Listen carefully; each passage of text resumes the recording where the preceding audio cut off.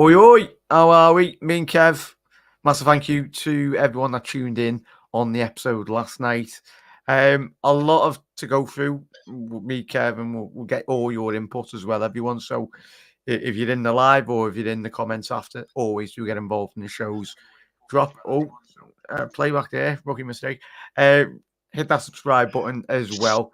Kev, how's your day been, lad? Hope you've been good. Good. Busy with the kids. Busy Yeah. Sunday. Relaxing the whole lot. Sorry, lads. If I'm a bit shiny, I just had really spicy noodles before I came on here. I just thought I'd let everybody know I'm not sitting here having a midlife crisis. So yeah. Well, I think everyone's having that at the minute anyway. But Kev and chat, hope you all have a great day. Anyway, massive thank you if you are joining us this evening or tomorrow afternoon or whatnot. Get involved. We've got plenty to go through this evening.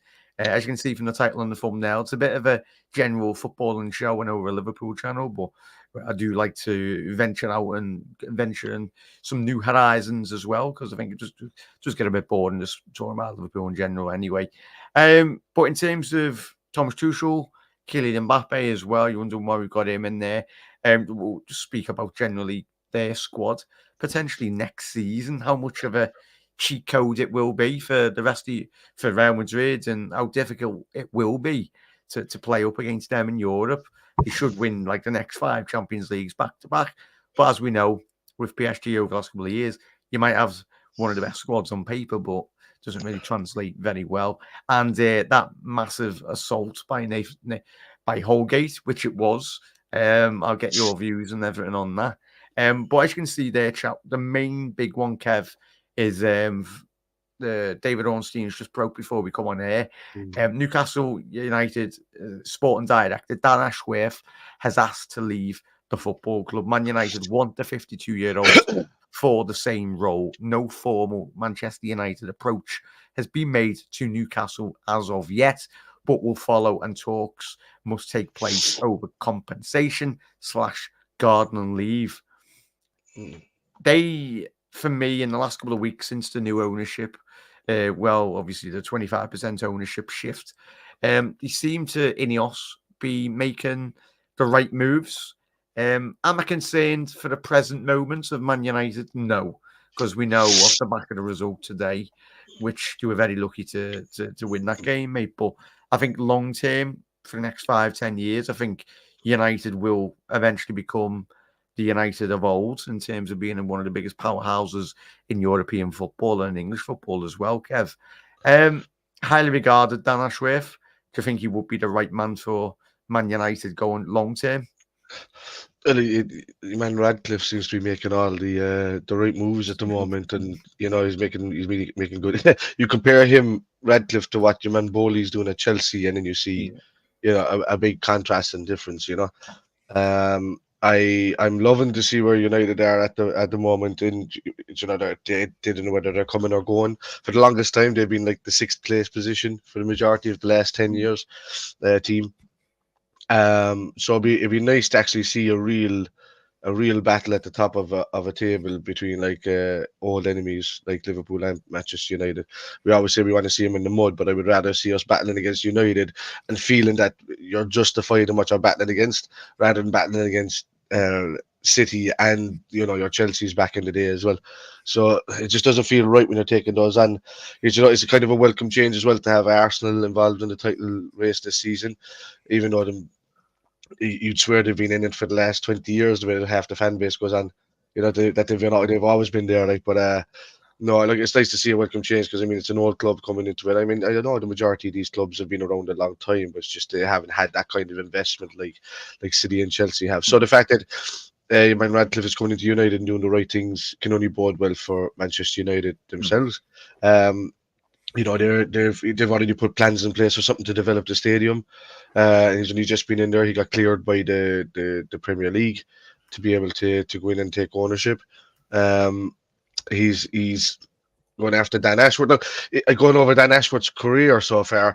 Yeah, he's rose to prominence, obviously, in terms of Brighton as a technical director since the period of 2019 to 2022. Yeah.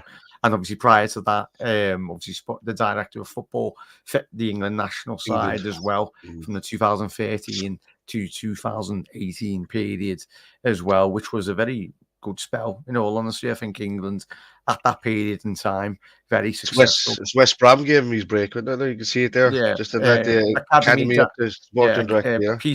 Peterborough Academy Direct manager. That Yeah. was that was one of his his first job in English football. So that was back in 2000. Then he went to director of youth department for Cambridge United, and as you said, then he moved on to academy manager, then sporting director at West Brom. So it's one of them, Kev, and chat, let us know. Yeah, you're going through your headset there, lad. Just sort that. But chat, let us know your thoughts on this. I think it's going to be very telling for the next couple of years. Well, they will eventually get it right at United, and I think it's not going to be nice to see, but in all honesty, how sexy am I sounding now? Awesome. Sorry, lads. Too bothered eating his noodles by the looks of it anyway. At the beginning of the show. Come on, lad. But yeah, it's going to be one of them in terms of they will eventually get it sorted, Chas. I think in terms of the job in which he done at Brighton, I think it just embodies exactly what Manchester United have needed in the last couple of years, like since Fergie's left. I think there's so many decisions at the top of United, Kev, and chat. It's absolutely horrendous. I think the one when they brought in Anthony, there was those rumours over the last couple of years that, by all accounts, the directors at United or the scouts and everything said to people, the money people at United, don't pay anywhere over or don't pay any more than 30 odd million for Anthony. And what do United do? Go and pay 80, 90 million for he's a 20 million pound player at best. But I know we can laugh and joke at it, but it just goes to show and emphasize how crazy and how stupid football has become in the last 10 years as well.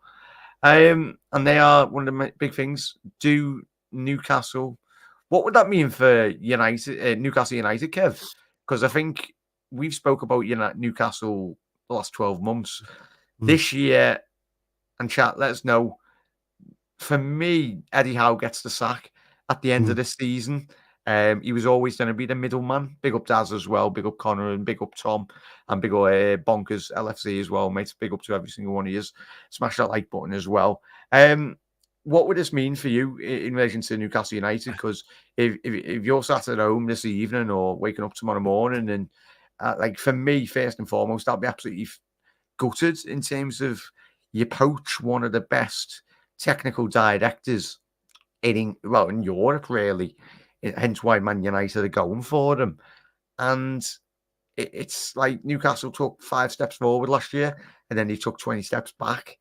But when United come calling, it's different. But do you think this will have a damaging impact on Newcastle United long term? No, I don't think so. I mean, I think behind the scenes, they've got everything. Look, it's the same as Manchester City when they started out. Where you had your Mark Hughes and he was always going to be the scapegoat to move on to the next manager or the next big thing. There were little wheelings and dealings going on around. They know this is coming for a while. They've already got somebody else lined up. If you know Amanda Stavely and how astute she is at business, they definitely have. The situation there with Eddie Howe changing, I'd say by the end of the season, which is more likely than anything else. He has to be gone. He will be. Yeah, he'll be gone. He's not that he's a bad manager. He's just not an elite manager.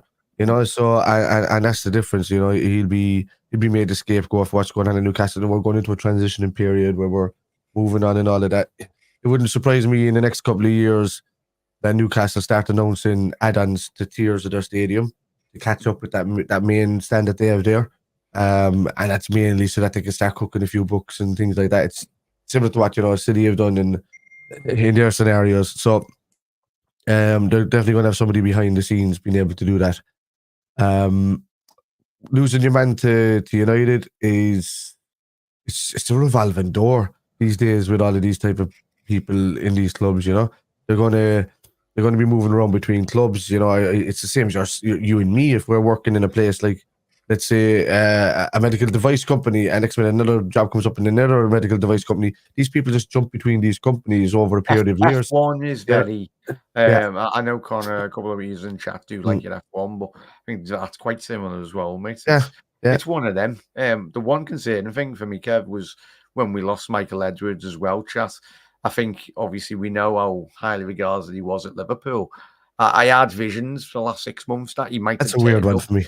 that he might have turned up at United, but I think he's got, and thankfully he's got a fair bit of respect for Liverpool considering the great work he's done at the club. But I just think he wanted out of football and I think he's really good at what the job he does, but I think he wants to go into a different field, and he got kind of landed in football, really. I think Michael Edwards, but like the fact that he's left Liverpool and not got into another role, he or created just him his own company, he's but created his own data team as well, which was quite telling. And then, probably big investment from that would see it going forward as the go-to data, website or database, let's say, for most of the clubs in the Premier League to kind of bounce off of or request, kind of like Opta in a way. I think these guys are kind of like aiming. Because Opta records a lot of stuff and just records it in basic. I think he likes future data.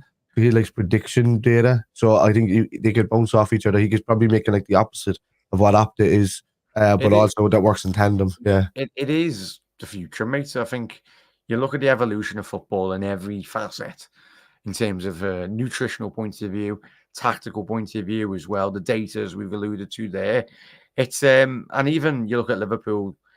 Thomas Gronemark, obviously, our good mate Dave from Dave LSE Chats, had him on for a couple of videos over the years as well, and it was great insight. Just how, as fans, you probably wouldn't look at throw-ins as taking an advantage, but that just goes to show the elite level of Jurgen Klopp and top elite managers, where there is now jobs within football that 20, 30 years ago you would have got laughed at. In all honesty, they would like, what, you need a job for that? But it's just, even if it's an extra 5% that you can get within your team in modern day football now, for me, it's absolutely ridiculous, and in a good way in terms of just gaining an advantage. But it is a very interesting chat as well, especially the data side and data driven and the analysts, and there's so many analysts. And Liverpool have been the spearhead for that in the last few years, so we've been a big part of data analysis to get our players. And I mean, we bought a flop, an absolute flop of a player from a club called Roma, and he failed in UK, he'd never make it again, and then turns out to be one of the greatest players that ever lived.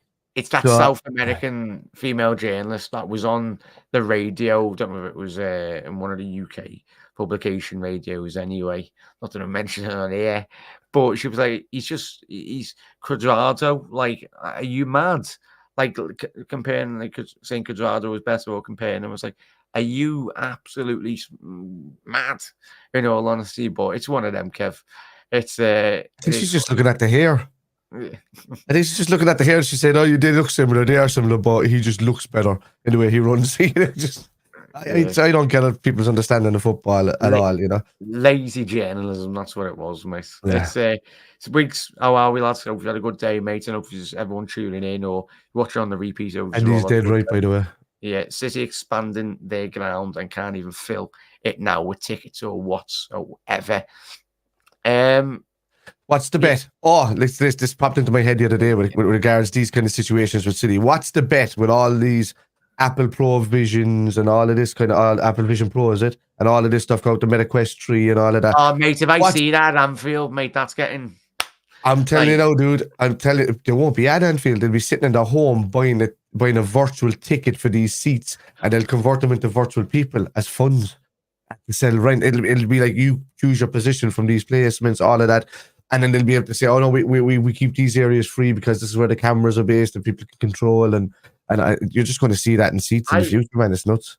I said that 20 years ago, mate. I should have painted it. I should have invested into a business with me 20p that I had at the time, and my pocket money and match attacks and that. But yeah, it is a bit mad, mate. It's probably a good show to talk about next week or this week as well. Like, it's the monetization of football. Like, it's crazy. They're literally monetizing if you haven't seen NASCAR, go and check out a NASCAR tracksuit. Like, there's literally about 1,000,001 because of course, it's American, and they are the best in world financials in terms of monetizing a team or a sports team. But give it 5-10 years, I think you'll be seeing, sadly, Premier League kits being absolutely destroyed by sponsors. It's bad enough in the ground, but it is what it is. This is what pays all these players' wages. But as it will be, Kev, it'll be sadly the fans that do get impacted the most, because there will be a breaking point, but it's one of them. Yeah. It is absolutely mad. Big up, Andrew. Rodo phone on YouTube. Basically on my new phone, but don't be upgrade. Congrats on your man's video. Happy days there, Andrew. Enjoyed that. What have you got there, Andrew? We've got a Gianna and Elisa, if you like, on there. Save your 20p and buy a pack of the space for wigs, lads. That doesn't even get you the Freddo now, lads. How much of Kev, do you have Freddos in Ireland? Oh, yeah. The way to judge the world is the exchange rate of Freddos. Scandalous. Yeah. You know what they had? I got one for the little one the other day, and I don't know what it cost, but it was €1 wide anyway or something. So if I remember it, used to be about 5-10p, didn't it? But moving on from Freddos to what was an absolute full-on assault. Kev, for me and chat, 3-match ban is not worth this. This should be a 10-15 match suspension for me, mate. It's you know, I'll be on the balance. Terrible positioning of the foot. Terrible choice of tackle. The whole lot. The only reason that he's lucky, if Mitoma's foot was planted, was straight. This dude is probably banned for 2 years. But yeah, I would say up to a 10-match ban for something that severe. That's a disgusting challenge. But yeah, we're just lucky that his foot. He's just lucky that Mitoma's foot wasn't planted. If Mitoma's foot wasn't planted, he was in his career. Simple as. He wasn't breaking the leg there. He was snapping the knee in half. Because he's hitting that thigh and that foot is planted. His PCL, his ACL, everything is gone. You know, it's clean, and he'd be lucky if he comes away with a broken leg. To be honest with you, if that happens, there's they probably literally, it's so scandalous. Even if we were all professional footballers, you're sat at home tonight, and I'm surprised none of if I was Mitoma's teammate today, I would have absolutely got over and done something. Like, I probably would have got a red card myself, because that is ridiculous, mate. As you said, if Mitoma's foot's planted there, like, both of Holgate's feet are fully off the ground there. And we done a show last night where we spoke about tackles, and sometimes players are going over a bit soft, but there's winning tackles, then there's sheer absolute utter neglect to a player's safety within a game of football there, lad. Which, I mean, what we were talking about last night was going in on somebody with your hip, or going in on somebody with your the power of the side of your body that you can use. That's not going to do any damage to anybody, except for the odd time if somebody turns wrong and they get a bit winded. Yeah. You know, but other than that, man, nobody should be going anywhere near anybody with studs on a football pitch, especially with how, you know, back in the day, lads were drinking away, they were smoking away when they were playing. They weren't as big as what they are now, as athletic, as powerful as what they are now. You know, their natural power just came from what, you know, they got to a certain age, and then they weren't playing anymore. But now lads are playing right up into, like, you look at Thiago Silva, look at Cristiano Ronaldo, Messi. They're sitting there in later. James Miller, they're sitting there at late 30s, early 40s, and playing away. You know, I think you could really say Teddy Sheringham was one of the first ones of those. But he got a red for that, Wiggs. Yeah. They gave him a yellow first, and then they went back to VAR, and they came back and he overturned it, and it became a red. But yeah, no, you cannot. You can't. You've played in your younger days, Kev, but if you and obviously I think you retired due to injury as well, didn't you? It was, yeah. Like, very similar. And young players do get on the receiving end of this, even at the age of 16, 17. And it destroys the career. Hence why I think famously Ronaldo was insured for $2 million with his legs, which is understandable. The football clubs do pay that. You'd be very, very surprised, Jack, at how many kids' careers end really early before you ever even got to know what they were about. And, had to go into other sports or other things because the injury just kept reoccurring in playing the football. You do anything to your ankle early days and early doors and you stretch any of those. What happened to me is I did my tendon, but they didn't have the scans back then fully for ligaments unless you went in, you specifically went in to look at them. And sometimes you'd have to do like a biop surgery to kind of just have a look at them, Now there's other ways to do it. But the hidden injuries that are left over from some of these tackles are ridiculous. Yeah. Yeah. Chat, what are we saying on that? Like, me and Kev and I say that is ridiculous. And I'm not just saying it because it's the next Everton centre half. Surprisingly enough, he's only on loan, right? Yeah, they couldn't even give him away for free at this rate. Like, even that's one way to jeopardize the team you're playing for, so that when you go back to the team that you belong to, you're still in the Premier League. Chat, did he move on a free? I'm not even. He's a not centre half anyway. But yeah, the refs, the Whigs are saying these refs came straight from Sunday League as well. Like it is mad, mate. In all honesty, Andrew, apparently Jota was out for 2 months. He avoided a knee injury. It was any worse, he would have been out for Euros. Andrew, as I said last night, mate, there's a lot of whirlwind of information. I'm hearing PCL, which is the posterior cruciate ligament, and if it's the posterior, that's the one that stops the CBF from going behind the femur, right? So that stops you from twisting. So if that's after happening and it's just a bruise or a stretch, it's only 10 to 12 days. But as long as the inflammation comes down, if it's torn, it could be up to 3 months. If it's the anterior cruciate ligament, he could be gone for 6 to 9 months. So I want to keep it. Try not dwell too much into it, Chas. I think the fact that we haven't had anything official, I think obviously with our next game coming very soon against Luton midweek. He's on loan. Yeah, he's on loan. It's the press conference. I'm guessing the press conference will be very soon for Liverpool, probably be tomorrow or the day after. So Jürgen will give us a full update, and pretty sure we'll have a whole listen to the club and not Twitter at this moment. The scans will be done tomorrow when the place is open, and you get the info on Tuesday. So. Yeah, and just don't, as Kev alluded to last night as well. Van Dijk walked off, and we were like, "Oh, he's fine." Well, he looks fine, but as Kev alluded to last night, Jota walked down the tunnel. But we'll probably wake up tomorrow, find out in the press conference that Jota's out for post Euros as well. So, which will be disappointing, chap. But just thought we'd talk about that. It was interesting to get your thoughts as well, chat, because scandalous, absolutely ridiculous. Thomas Tuchel as well, chat. We'll get to everyone's comments as well before we do move on. As Andrew said there, career-ending injury as well, mate. Kev, in terms of, I don't know if you watched a lot, but what we have seen is Thomas Tuchel in the Premier League for Chelsea and what he's done as a manager. Do you anticipate him to stay at Bayern any longer than the next couple of weeks, especially obviously the third consecutive defeat, defeat to Bochum, who are currently, as it stands, 8 points adrift of the relegation zone. So prior to this game this evening, they were 5 points above the drop. But I think at the minute, even Liverpool reserves, if they played up against Bayern's main team, they're an absolute mess, mate, aren't they? Yeah, it's another case of kind of like Chelsea again, where he's kind of lost the dressing room kind of thing, or they just don't like the tactics or the things that he's asking them to do. Yeah.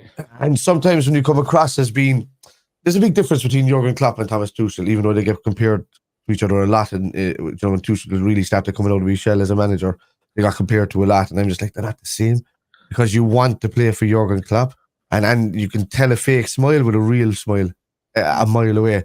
And there's a difference between, like, for me, Rafa Benitez, similar to Thomas Tuchel in the way, just gets the job done, smiles when he needs to, tries to make a bond with the fans. But Rafa managed that, in fairness, but it's very easy to bond with Liverpool fans when you do the right things, and and act in the right way. But the only thing that let Benitez down is that he didn't have much of a good relationship with some of his players. You know, he wasn't a very personable person. He just did tactics and just did his role, and that was it. Whereas he bonded more with defense. Jurgen Klopp has the all round. You know, he was able to do that. Tuchel, in a way, I think he has the similar situation with Benitez, where he doesn't tend to get to understand these players. Like, I don't know if you see an interview this season, knows tactics. Yeah, chat as well. He threw the players under the bus. I think I understand why these players have stopped running for him, because as we just seen there, chat, that squad is capable of beating Bochum away from home. I'm sorry, you've got Matis Delit, Kim from Napoli last year, won the Serie A. He's one of the best centre halves in Europe. Leon Goretzka, Kimmich, yes, he might be a bit past it, but two of the best central defensive midfielders in world football. Musiala, Harry Kane, who obviously got a goal tonight as well, and he's breaking records already again in the Bundesliga. I know we all joke about the Tottenham case and him coming to Bayern, first loss of a non-Bundesliga title in God knows how long, but Thomas Muller, there's enough quality in that side, and I can care with you there, Kev, chat. It is, for me, Thomas Tuchel, I think he's extremely confused at this moment in time in terms of his management career, in all honesty, because when you look at the teams he's managed, in terms of obviously starting off at Stuttgart, in terms of them moving on to Augsburg, then Mainz, hence why obviously Jürgen knew him very well in the past, and then obviously going to Borussia Dortmund and then Paris Saint-Germain. I think he has massively suffered, as you alluded to there, Kev, in terms of losing Gnabry was a big thing as well. Gnabry's been injury hit this season big time. Yeah. Do you think he struggles with a connection? I think he's been at a soulless club in Chelsea, soulless club at Bayern Munich. There was a bit in he spent 2 years at Dortmund. Sorry, obviously didn't win the league title there. I think he should have won a league title there, but it is Bayern Munich. I think Hansi Flick at that time, very dominant manager in Europe and in the Bundesliga as well. But do you anticipate him post Bayern? Where do you anticipate him going, or do you think he really needs to re-find himself from a tactical point as well? Or? I think a role like Newcastle cries out for him or Jose Mourinho. Depends on what way you want. Do you want to bring somebody in who plays defensive or counter-attacking football in Jose Mourinho, or do you want to bring in somebody who plays a pressing game and and wants to develop a team? But the problem with Jose the difference between the two of them is Jose can build a squad, whereas Tuchel can build a team, and he doesn't allow for much development underneath that team. So when he loses somebody, he kind of he runs out of a bit of ideas and what to do, and he's never really been at a big team long enough to be able to develop that squad. I think Chelsea wasn't there too long. When he did it at Borussia Dortmund for a bit, but I mean, Klopp was already the guy that did that at Borussia Dortmund. Klopp was the guy that developed that Borussia Dortmund team to bring them back up to where they were, and we hadn't seen a Dortmund team like that since the 90s, really, and I think Cup Winners' Cup or something like that. We haven't seen a team like that in a long time. So Klopp did that, and Tuchel just took over and continued it on, really, So he's not really been seen to develop any sides recently. He was at Paris Saint-Germain for a while as well, wasn't he? That was a poison child for that. Yeah. Any manager that goes there is dying a death anyhow. So Chelsea... But he did win the. He was there for like 100 matches, and obviously he averaged, I think, a point total of 2.02, which isn't too bad. But it's one of them, mate. Like, for me, that's why I asked you. Like, he won the European Cup for Chelsea, didn't he? He was the manager of Chelsea. Yeah. But I think I do struggle for him because I think he is a good manager, but I just think at the minute he's just lost. Yeah. And I think he would help massively if he took a step back, went back to a Mainz in the Bundesliga or it's all about tactics and not about identity, isn't it? He's got no identity on his team. You can recognize the Klopp team from the way he plays certain players. And so you can't recognize a Tuchel team. It's just basic tactics. He does tactics and spaces and things like that. And sometimes you need more than that with a team. You need characters and fellas that will just work that extra step. It's great having a team full of Bayern Munich players that can play their own way, but when you ask them to overwork more than what they they ever used to or want to, they won't. They'll down tools and they'll make sure you get the sack. That's just the way it is. It's yeah. It's the madness of modern day football as well, chat. And I think it's going to be interesting for the next 6-12 months because we know the whole world of football, everyone at Leverkusen speaking about Xabi Alonso. I think the opportunity will present itself at the end of the season at Bayern. It's whether,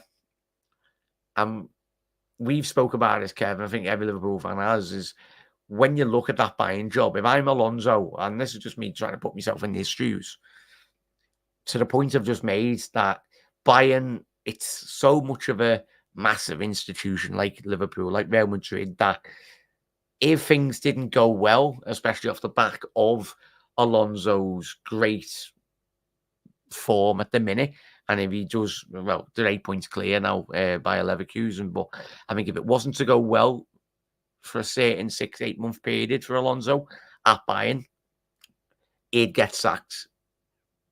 But at Liverpool, he would be allowed, not failure, Kev, but he'd be allowed to figure it out. Like, I think it was very telling last year that Klopp was allowed to not fail because we were disappointed. I think it was too, and everyone at Liverpool wanted Liverpool to do better. But we understood that the midfield, and not saying Bayern Munich fans don't understand football because they're one of the most intelligent fan bases in the world, but it's mad, Kev. There's so many different conundrums and different. It's very rare, Jack, because there's not many clubs out there like Liverpool. That you know, we cling to a feeling about the club more than the actual winning of trophies and stuff. Like when you think of it, we want to win trophies as a football club. We want to win. We want to be the best. We want to be able, but we don't do it at the risk of losing our identity as a fan base and as a club and what it stands for. So we will back anybody. Man, if we backed Roy Hodgson longer than what he was given in there, you know, at that time. I know the owners were new at that stage. Brendan got more time than what he should have. When, you know, that entire season after, you know, he lost out in the league, he was very, very poor, but he got extra time, you know, and you could see that there was a loss between. There was a lot of niggly back talking and stuff. It's got to do with the personality. Klopp has been there, you know. Klopp would have a lifetime job there if it was down to the owners, really. So it's just got to be. Does Xabi Alonso want to go and have the instant pressure? And also, you know, going across to the enemy of the team that he's just won the league with, if he's going to win the league with them, and do that, you know, is he that mentality, or does he show his true colours? Like, he wouldn't go to Barcelona and become manager because he played for Real Madrid. You know what I mean? So it'd be like Steven Gerrard going into management and taking over Manchester United. You know, it's the same thing. So I don't think Xabi Alonso would do that. Xabi Alonso could come into the Premier League and do it to other. He could probably manage City. He could probably manage your Aston Villas. He could probably manage your Newcastle's, no problem. But like Liverpool is right at the moment, would allow him to grow as a manager, and allow him to grow and build a team there. And you know, with Klopp letting go, and the pressure would be off because nobody expects him to come in and do exactly what Klopp has done instantly. But we'd expect to see, you know, his tactics or his passion for the club and the team. You know, showing out on the pitch and with the players and the group of players. As long as that camaraderie is kept and it's there with the fans, then we don't care about, you know, if we're not winning trophies exactly instantly in that first 6 months. Whereas at Bayern Munich, all these other teams, if you're not winning that, you're gone. That's it. You know, there's no camaraderie there. It's just into the job or gone. And I'd hate to see that at Liverpool, to be honest with you. Yeah, it's one of them chatting in and the spot on there, Kev. Like, I think when we analysed the Bundesliga table, if you've not been watching the Bundesliga this season, there's so many interesting battles going on. Obviously, Dortmund's drop points again this week, but Dortmund's a weird team. Yeah, absolute weird team. Over the last couple of seasons, should have won the league last year, but yet again they didn't. And I think obviously they were extremely lucky last year buying in themselves. In terms of losing that, yeah, as Wiggs has said, Musiala is a star boy. Obviously, another player that was on the books at Chelsea. Surprisingly, if you didn't know that, it's mad. It's mad when you actually analyse the players Chelsea have had from a youth level and just let them go. It is scandalous. Stuttgart's got rid of obviously Taka Minamino, not Taki, obviously Endo, and they've absolutely gone from strength to strength. And I think if they can get Champions League football, that will be, in terms of the infrastructure, Kev, that's going to be absolutely amazing. Because I think us as Premier League fans, we are in a bubble, in all honesty, to the rest of Europe. In terms of the revenue, you look at Ajax or the Eredivisie, I think their prize money for winning the league is 10 million, which is pocket change for any Premier League team. But for a team like Stuttgart to be performing to that extent and level, I think there's so much quality in the Bundesliga. That you can see why some of these clubs back these super leagues and things like that, just because of the amount of money that can come in and strengthen the leagues. Yeah. But it's just, you play within your budget, really, in whatever league you're in. I mean, it's great to see teams that are in lesser funded leagues come up and do well in Champions League and get the later stages of the competitions and stuff like that. Yeah. But look, Bayern should not be in the position that they're in right now. I mean, losing 2 in the bounce.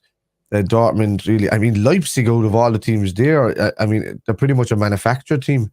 And they shouldn't be anywhere near. They are the city of the Bundesliga. Yeah, if you haven't seen documentaries, I'm pretty sure you have. There's some great documentaries. They absolutely despise them, boys. I agree there, Kev. The money they've spent, obviously not taken. Obviously, they've sent back Carvalho, but I think the young lad from PSV, was it PSG that they got him from? Xavi Simons. If you haven't seen him, go and check him out. Good player, man. He started extremely well. But I agree, Kev, they're a weird team. Them and Dortmund, historically, over the last couple of seasons, have been the teams that have been up there really challenging. But I think, obviously, Frankfurt, Europa League winners last year. If I'm standing corrected anyway, apologies if I'm not. I think they won the Europa League last year, so probably difficult for them as well. So it's one of them, in all honesty, chat. But the final story as well, Kev and chat, as you're wondering, why have we got Mbappe in the thing there? Let's talk Real Madrid for potentially. Ebu was quoted this week as saying, after the game, laughing, he was asked, is Mbappe coming to Liverpool, by the reporter? As always, we love a cheeky Mbappe in the title and their articles as well. It's going to be scary, lad, in all honesty. I think, obviously, I've got Real Madrid's team up here at this current moment in time. In terms of their attacking lineup, Vinny Jr., Rodrigo, Joselu, shout out to Joselu's agent, by the way, him and Chip Moteng at Bayern Munich, pay rises for them both. And obviously Brahim Diaz, who did get the only goal in the Champions League for Real Madrid in their first leg against Leipzig. Adding Mbappe to the mix, to the likes of Jude Bellingham, the likes of Valverde, Tchouaméni, the Gullars as well, Arda Güler, Camavinga. Yeah, the list. This should be illegal. Is Toni Kroos still there? Yeah, he's still there. Good? And Modric looks like he'll be leaving this year. Okay. But you still what a backup to have in Modric and Toni Kroos, like, coming in, at their age and stuff. But no, I mean, that's nuts. I mean, you got two Militao, you have Alaba, Courtois, Rudiger, Carvajal as well. Camavinga, I love Camavinga. I said we should have gone over for him when we were you were talking about your Valverdes and all of this. I wanted Camavinga. That's the guy I kind of wanted. Valverde, if he didn't play for Real Madrid, the fact that they signed him for so cheap as well, all those years ago, like, just goes to show there's quality out there. But you've just got to have the best people in the world in terms of scouting, because he's a ridiculous player. If I could pick one midfielder to add to Liverpool's midfield, it would be Valverde, because I think if he was in our midfield over the last couple of years, I think if you added him into what was already a very good Liverpool side, I think we'd probably win about 2 or 3 extra league titles to that as well.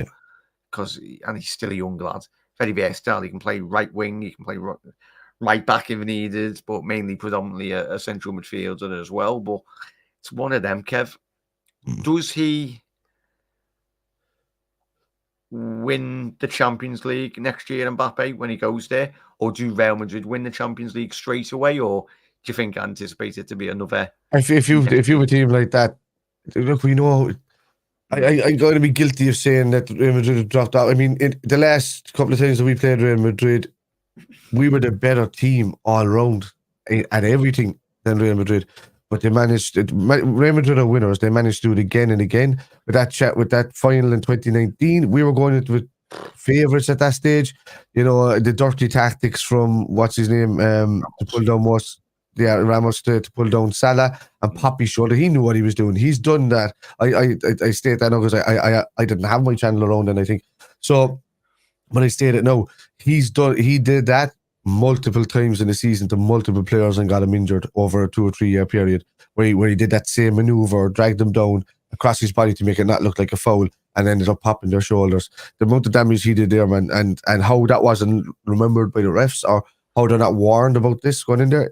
Nobody noticed that he did that multiple times throughout the season. But anyway, Real Madrid are winners. They can turn around, and no matter who they're playing on the day, they can beat. Look what they did to City in the semi-final. I was like, we want City in that final that time. I was like, no, I can't. Carlo just raised his eyebrow on the 90th minute and went and they won. Yeah. Yeah. The ball rolled from one side to the other and into the net 3 times, you know what I mean? So, but look, Carlo Ancelotti knows what he's doing, man. If I had a stopgap manager to come in and look after Liverpool while Klopp was gone, if Xabi Alonso wasn't ready, I would take Ancelotti. Just for his ability to play multiple tactics alone. But you can understand why he's got a new 2-year contract, Ancelotti, because he's probably been told, and if obviously Ibu more or less said it in the post-match this week, as I said, anyone tuning in, but it's very public knowledge. Everyone knows where Mbappe's been going for the last couple of years. I've lived in dragging on a bit now, though, isn't it? Yeah, it's been dragging on now for about 3 years now. So that's a long time for a transfer to be dragging on. It's the amount of money that is involved, Kev, with the likes of Mbappe, and let's not forget Erling Haaland as well. This goes to show why, on plus of the charges as well. But just look at the amount of money they are giving a player like Erling Haaland. Why? $1 million a week by the looks of it. From a financial point of view. Why did Mbappe sign an extra year's contract, or the extra extension in his contract, if he wants to leave? No, he hasn't. No, he hasn't. No, he did it last year, didn't he, for the extra year? Because he was supposed to leave on a free, and then he signed an extension, or did they activate an extension? He's wavered. Well, he's meant to have been given a lot more of a 50-60 million pounds loyalty bonus. He was getting a loyalty bonus, but he waived that and give it back to PSG as well. Okay. So obviously that kind of pays for the transfer fee. So we will be joining Real Madrid on a free at the end of this year, which is that guaranteed that he's joining? Yeah, guaranteed. So we'll be getting a signing on bonus. His mum and dad will be getting bare dollar. They'll be getting a higher percentage. The wages, they'll be absolutely astronomical. But it's a team like Real Madrid, and this is where, when we speak about Man City, obviously it's a bit of sour grapes from us, but we're speaking as football fans as well. Not that we are Liverpool. When you are saying you are getting, say, a lot more money compared to the biggest club in world football, that is Real Madrid. Their heritage within football, whether you like it or not, they are the biggest club in world football. Just go to a game, watch them on television. Yes, they might not be, the La Liga might be the biggest spectacle, but they are Real Madrid. That's what just. But they're an entity unto themselves, man. It's why they, it's the all white, it's the classics, the gold and the badge, or the dark blue, the dark navy. It's these colors that stand out. They almost, when they were designing. I mean, back in the day, there was a basic kit with whatever. They were just a team to play them white. But for some reason, they always stand out with their kits each year. The marketing team does really well, and the design team does really well with the kits that they pick. The logo design, everything just stands out. And like when I look at Real Madrid, I look at the players right now, and then I'd say, "Oh yeah, Real Madrid." But then I look down towards the badge, I look at this, and it just brings me back to like FIFA '95, and it brings me back to all of these games that I grew up watching and posters and seeing all of these, your Ronaldos and your Figos. going from one club to they all went from one club to the other as well. Like, you wouldn't see that these days going from Barcelona to Real Madrid, but they did back then, and it was nuts. It was like, it was just a circle of absolute world-class talent going through, and it's been that way ever since. It's circle of football, isn't it, mate? I think if we cast our minds back to when Alonso left, I think I was very young at the time, and I was like, oh, he's leaving. I learned my hard lesson as a young lad, not getting attached to footballers post Fernando Torres era of Liverpool. I think we all have that. What would be your player, Kev, that when you were younger or chat, that might have, that really done it for you and really just you grew up a bit more? For me, it was Torres, but when you speak about Real Madrid as well, though, Kev, was Real Madrid when you come in for Xabi Alonso. I think at that time, similar with Mascherano, the fact that Real Madrid and Barcelona at that period, we weren't the biggest. Just because I'm a few years older than you, there's been a few, man. Steve McManaman leaving on a Bosman free was a bit of a kick in the teeth for me. What was your very first one, though? Or chat as well, I'll ask. The one player that you, as a young lad, watching football, you were like, how come he's leaving? Would you believe it's Peter Beardsley? Seen him playing in an Everton shirt, just to kind of did my head in a bit. And for a while, but I just loved how Peter Beardsley played. I thought he was a magician. After that, you're looking at your Fowlers, your Owens doing like that way. Your McManamans, they were all around the same time as well. Fowler came back, but he was never the same player.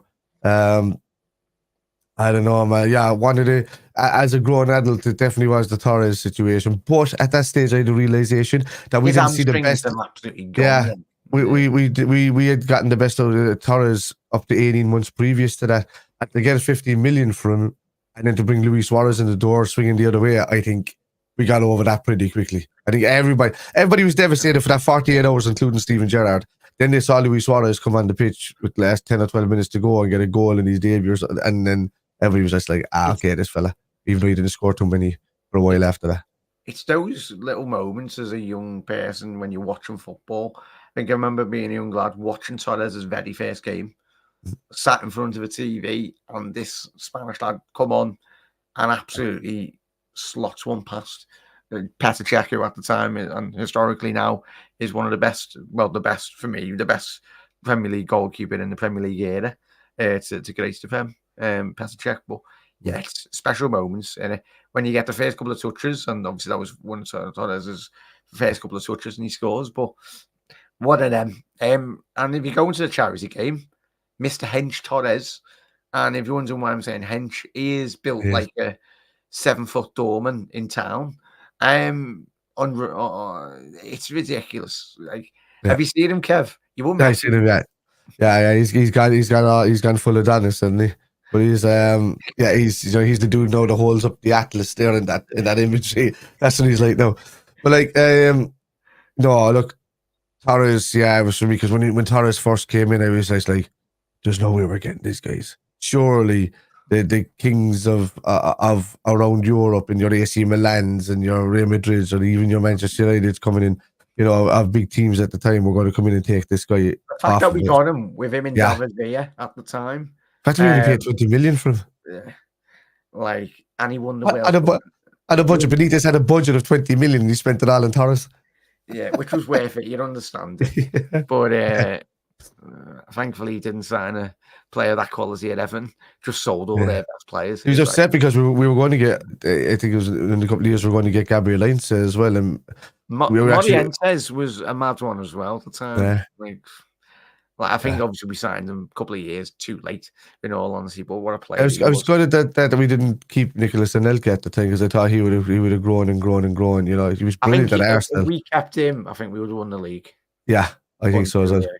Yeah, because he did really well when he went to Chelsea as well, and he went to City for a while before that. And then he was Chelsea after that. Yeah, good player. It's mad to actually look at the stories when he's commented on his time at Liverpool. He said himself he was surprised.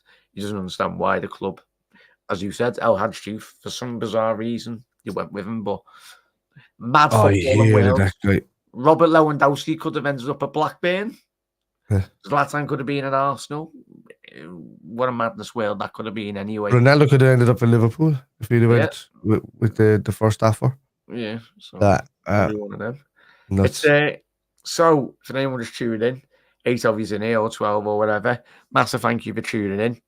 Quick recap on all tonight's stories. We spoke about Dan Ashworth's, who has asked to leave Newcastle United, obviously off the back of the United interest.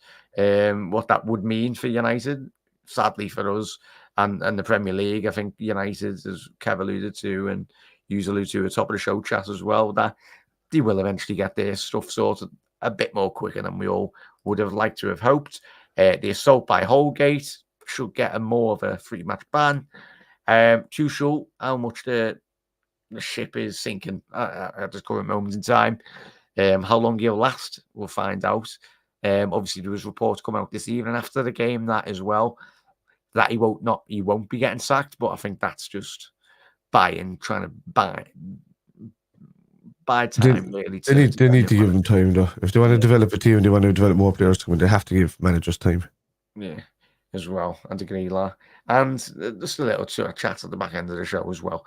Kylian Mbappe, they are going to be, God help anyone that's playing them next season in Champions League. Could you imagine if we beat them as well? Xabi Alonso. What do you mean? Beat who?